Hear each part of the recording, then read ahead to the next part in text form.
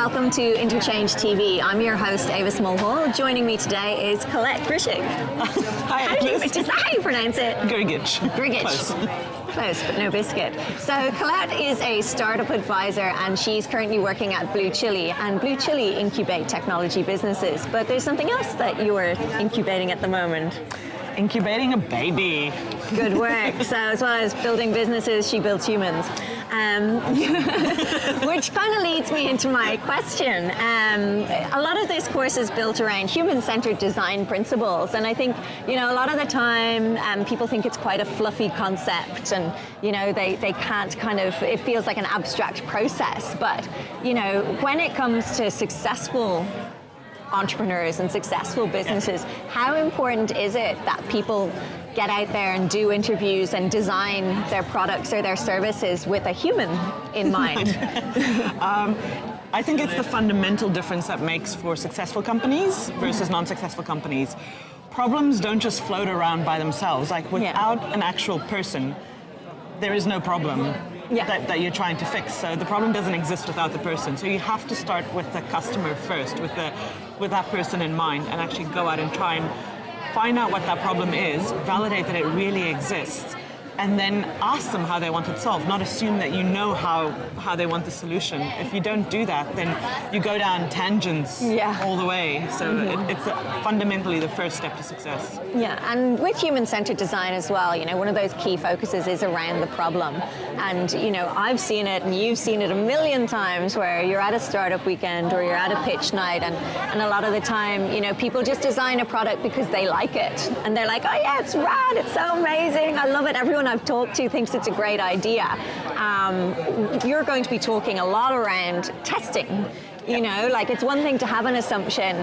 If it remains an assumption, it's probably dangerous, right? Yeah, well, I think one of the things that a step back from that is people don't actually even realize that they're making an assumption. They make blue sky statements like, you know, everybody loves apple pie. And you go, really? But there are people who really don't. And if that's your target customer and you're batching them in with a group of other people and you don't actually validate that is a real thing for them or that's really true for them, then everything is a shaky ground. It's like trying to cross a river and you're stepping on a stone and you just assume that all the stones are stable and you're going to make it across, and you put all your weight on that one stone and then it wobbles and it falls.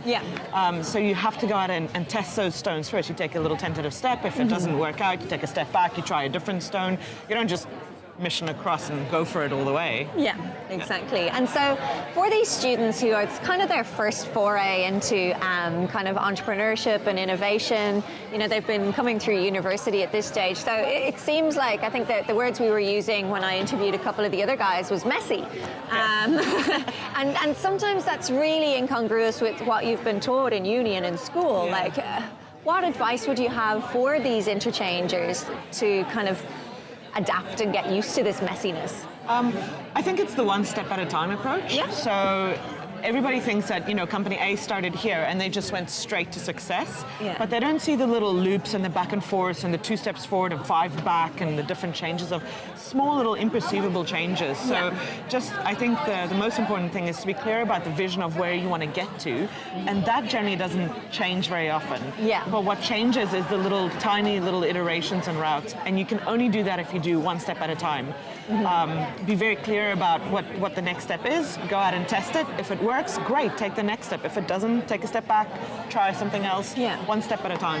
Yeah, and a lot of what the guys in Interchange have done over this week and last week is looking into, I guess, personas and people and the humans at the center of these things, and looking into their own drivers, and then looking at people they admire and success stories, and I think a lot of the time students that I talk to, you know, they look at their role models and they look at the success stories, and it just seems so far away. But I think it's really important to remember that, you know, success probably isn't what it looks like. No, there's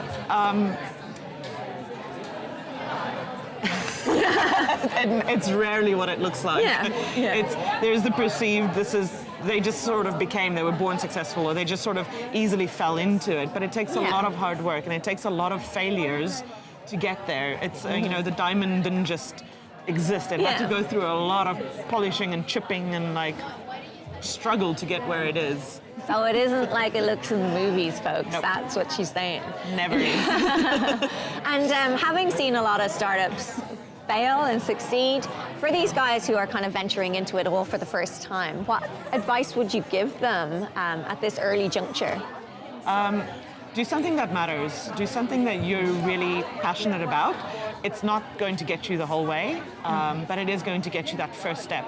And oftentimes that hardest step is that first little step that you have to take. And then once you get started and you realize that it's not actually so terrifying to fail, and it's not that difficult to just go out and try. If you really believe in what you're doing, you're willing to do that. So follow your heart.